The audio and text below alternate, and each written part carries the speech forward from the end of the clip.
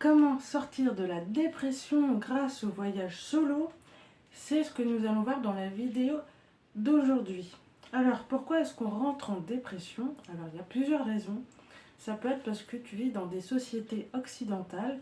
Et comme tu le sais, dans les sociétés occidentales, on ne fait pas tout pour que tu puisses forcément être heureux. Tu n'as pas forcément un travail pour lequel... tu n'as pas forcément un travail qui te donne du sens. Tu fais souvent un travail parce que tu as besoin d'argent, c'est évident, tu as besoin de te nourrir, de te loger et tout ça. Tu as des besoins à remplir. Et ça peut être aussi parce que tu as vécu des relations toxiques, parce que tu as été avec un pervers narcissique grandiose, un pervers narcissique masqué, ou parce que tu as eu une famille toxique avec des parents qui te dénigraient sans arrêt, qui t'insultaient toute la journée. Ben, au final, tu finis par croire que tu n'es qu'une sous-merde et que tu ne mérites pas de vivre. Voilà.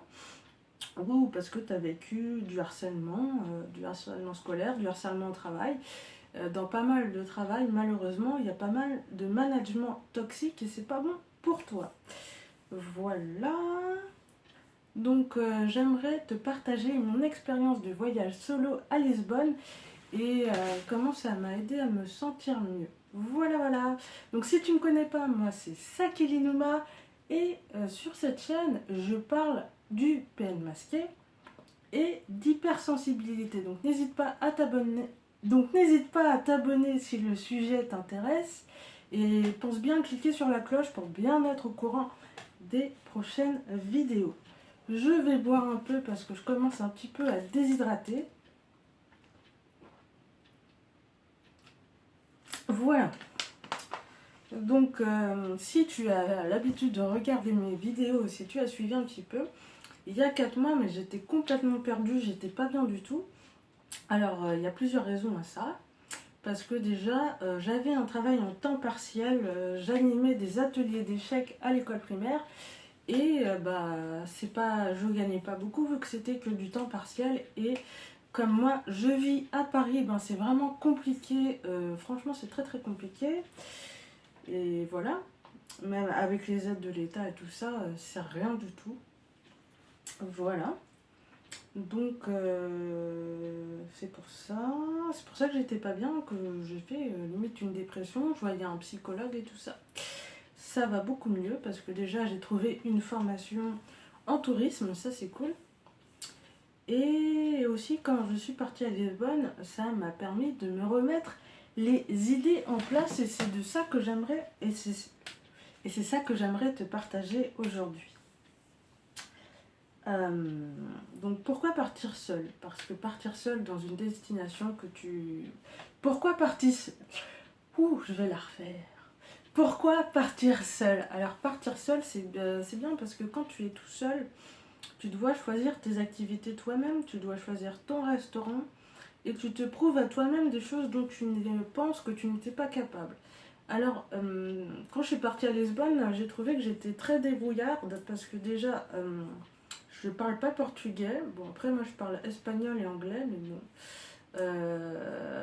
À Lisbonne, j'ai trouvé que quand tu parlais vraiment aux gens qui habitent à Lisbonne, tout ça, les vrais portugais, parlaient pas trop anglais ni espagnol, ils parlaient que portugais. Donc après moi j'essayais, comme l'espagnol et le portugais c'est un peu proche, j'essayais de parler espagnol, ils me répondaient en portugais et j'arrivais à petit peu près à comprendre. Parce que c'était juste pour demander mon chemin et tout ça, c'était pas pour faire une vraie conversation, donc c'était ok. Et je suis allée je suis allée en banlieue à Lisbonne aussi et je pensais pas que j'étais capable de vraiment explorer un endroit et tout. J'ai vraiment exploré Lisbonne, je suis pas restée que dans le centre. J'ai même été à la plage et tout, c'était cool. Et je me suis rendu compte que j'étais vraiment quelqu'un de débrouillard qui pouvait réussir à me faire comprendre quand même. Déjà, ça c'est le point numéro 1. Et normalement, si tu as eu une relation avec un pervers narcissique ou des parents toxiques, tu es quelqu'un de débrouillard. Ça, c'est une qualité que tu as. Parce que quand on a eu des parents comme ça, c'est vraiment des parents qui ne s'occupaient pas de nous.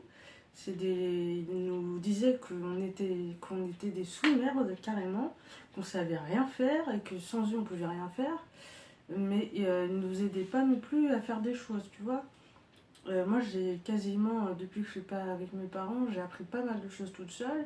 Et grâce à internet j'ai pu apprendre plein de choses, ça c'est vraiment cool. C'est vraiment un truc super cool, genre, parce que mes parents m'ont pas appris, ils m'ont appris quelques trucs quand même, mais voilà, pas la majorité des trucs qu'on est censé apprendre à des enfants, parce qu'ils étaient obsédés par la religion, comme vous le savez, ou vous le savez pas si vous êtes nouveau sur cette chaîne. Mes parents, c'était des extrémistes de la religion chrétienne protestante. Voilà, voilà. Et aussi, quand tu es seul, ouais, bah, tu dois faire ton propre programme. Et tu te rends compte que bah, tu es très bien capable d'aller dans une destination, de te retrouver seul avec toi-même, de manger ce que tu as vraiment envie de manger, d'aller dans le restaurant que tu veux, parce qu'il n'y a pas une personne extérieure qui te dit non, mais moi j'ai envie d'aller là. Non, là tu es tout seul, tu fais ce que tu veux. Et tu peux même te challenger et faire des activités que tu penserais même pas. Bon, moi j'ai fait des trucs simples, hein. J'ai visité des trucs simples. J'ai visité le château à Lisbonne, hein, pour les gens qui connaissent. J'ai pris l'ascenseur. Je suis allée vers la mer et tout. Enfin, voilà, j'ai fait des trucs classiques. Je suis même allée à Sintra. C'est à une heure. Tu dois prendre un train et c'est à 1 heure de Lisbonne. Voilà. Bref, mais bon, je pense que je vais faire un blog ou une chaîne à part où je vais vraiment parler de voyage. Donc ici, c'est pas le sujet. Parce que ça m'intéresse beaucoup. Et comme tu le sais, je vais commencer une formation en tourisme. Donc c'est cool. Alors, est-ce que tu as peut-être peur de partir tout seul parce que tu te dis, mais en voyage, bah, ma solitude, elle va s'aggraver et ça va pas du tout m'aider à me sentir bien parce que déjà, je me sens seule ici, là-bas, ça va être pire parce que je connaîtrai personne. En plus, si tu vas dans un pays dont tu parles pas la langue, mais ça va être encore pire, ça va augmenter ta frustration. Alors, oui et non. Et j'ai envie de te poser une question. Est-ce que pour les gens qui sont encore avec un pervers narcissique, est-ce que c'est beaucoup mieux d'être avec un pervers narcissique, d'être avec quelqu'un qui est vraiment pas bon pour toi, parce que t'as pas envie d'être seul, ou est-ce que ce serait pas mieux d'affronter ta solitude? Ouais, parce que être avec des gens qui ne nous correspondent pas, mais c'est vraiment pas bon. Il faut vraiment apprendre à se retrouver soi, à être bien avec soi-même, et après tu seras bien avec les autres. Alors oui, je sais, c'est la chanson qu'on se répète tout le temps, mais je le pense vraiment. Et voilà.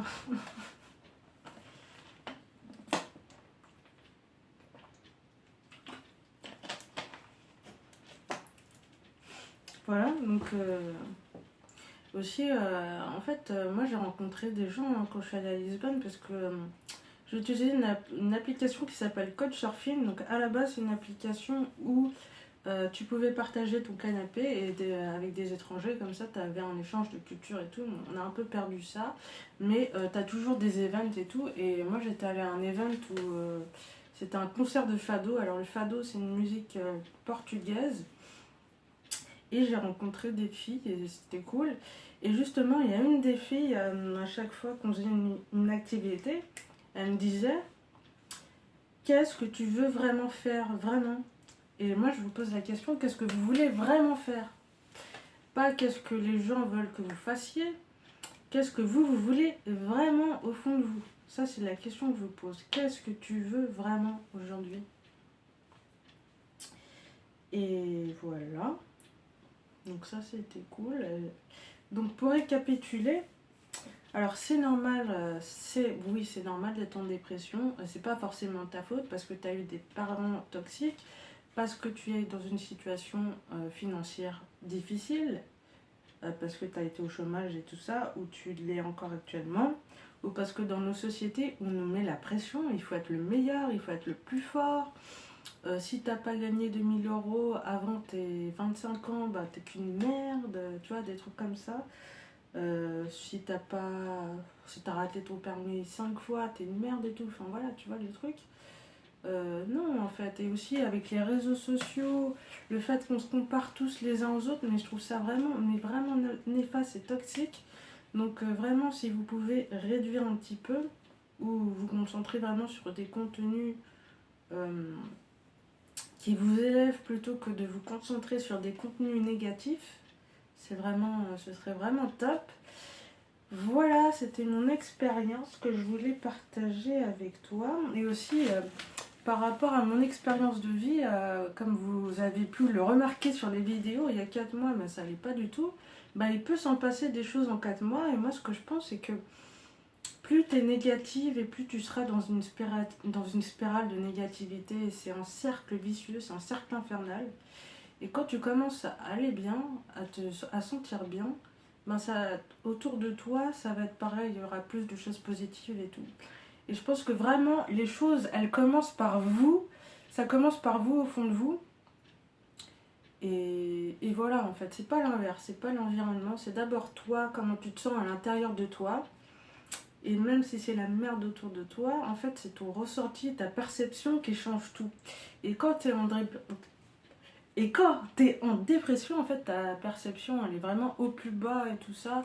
C'est vraiment dans des énergies négatives et tout. Alors imagine si t'es avec un pervers narcissique. Un pervers narcissique masqué encore plus. T'es confus, t'es dans le... Mais en fait, c'est totalement ça. T'es dans un brouillard mental, t'es perdu, t'es fatigué. Tu sais plus où t'en es, t'en as marre, t'as envie de mettre fin à tes jours et tout. Euh, mais voilà, donc j'aimerais, comme je l'avais dit dans une précédente vidéo, faire une série sur la dépression pour expliquer aux gens qui ne comprennent pas les mécanismes et tout ça. Et moi j'ai envie de te dire, si toi ça va pas aujourd'hui, sache que je pense que tu dois prendre du recul sur ta situation. Donc ça peut être aller à la montagne si tu vis en ville, enfin aller à la montagne, aller à la mer, enfin aller dans un endroit nature, aller en forêt, ou aller dans un autre pays. Enfin, t'as pas besoin d'aller loin, tu peux aller à côté de chez toi. Alors surtout pour ceux qui vivent en Europe, c'est très facile. Pour les autres gens qui me regardent des autres pays, je sais pas, mais déjà, même aller dans la ville à côté, l'important c'est que tu puisses prendre du recul sur ta situation. C'est comme quand moi cet été, ça n'allait pas. Je suis partie dans une autre ville en France, ça m'a fait du bien. Et j'ai pu relativiser, voir les choses différemment sous un autre angle. Parce que quand tu es focus sur ton truc, mais tu vois pas, mais alors que quand tu t'éloignes un petit peu, tu vois, tu vois l'image en grand et tout, tu vois. Tu t'es pas focus sur un point, tu vois vraiment l'ensemble et c'est vraiment important. Voilà. J'espère que cette vidéo aura pu t'aider. Alors n'hésite pas à t'abonner à la chaîne si tu veux plus de contenu comme ça. Si tu veux me contacter, je mettrai dans la description le lien pour me contacter, tout ça. N'hésite pas à t'abonner, à cliquer sur la cloche pour être au courant des prochaines vidéos. Et moi je te dis à la prochaine, dans une prochaine vidéo. C'était Sakili Numa. Salut, salut!